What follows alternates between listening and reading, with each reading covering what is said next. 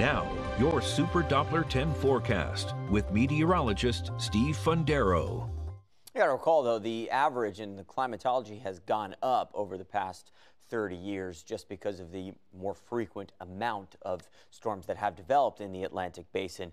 And you can look at all the numbers and you can nitpick it, but really all it takes is one storm to make an impact. There could be the one storm out there, one named storm. That would be the least active hurricane season ever, but that could be the storm that could disrupt your plans or disrupt your neighborhood. So it's always just best to stay prepared as we get closer and closer to hurricane season. It's basically the entire summer. This system has kind of reminded us here in the Weather Center of what, this almost looks like a tropical system here swirling, but it's got all these fronts associated with it, so that kind of makes it non-tropical. But look at this. There's been some clearing and there's been some sun, and we've carved out a beach day down in the Outer Banks of Nags Head. Still, ton of surf has been built up with the onshore breeze, and that will continue. So surf has been built up a little bit for the Classic, the surf competition. If they can get out there tomorrow, there'll be some waves sizable, so to speak. But where there's been some sun, there's been some warmth. Where there's been the clouds and the dreary conditions, over at Tower Cam 10, it's been in the 60s. And we're going to see some fog start to develop through the evening, a bit more than what we got out there now. We're going to get some rain showers to start to return later on tonight. A little bit more in terms of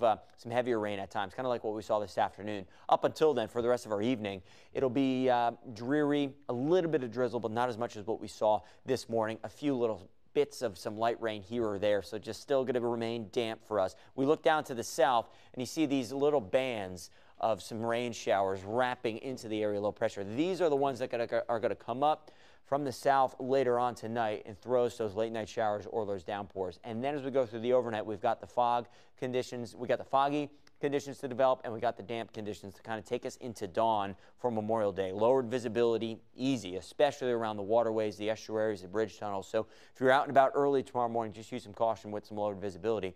But the low is still really slowing down now. It's going to stall right at the boundary or the state line here, and then it does create an unsettled stretch of weather for tomorrow and Tuesday. But tomorrow we have a little bit of that clearing to move in the region. We'll get some sun, and it actually shapes up to be a warm afternoon. We're going close to 80 in a few spots. We got to get rid of the morning clouds, though, and that dreary conditions through about late morning, and then we eventually see the sunshine to come out into the afternoon, where there'll still be a few isolated showers around. Late night downpours, fog into tomorrow morning, a little bit of sun into the late morning and into the afternoon. So Monday shapes up quite nicely. Late night showers on Monday or evening, and late night showers Monday night into Tuesday, with some scattered showers likely around on our Tuesday afternoon. Brighter days and warmer days, Chris, on the horizon.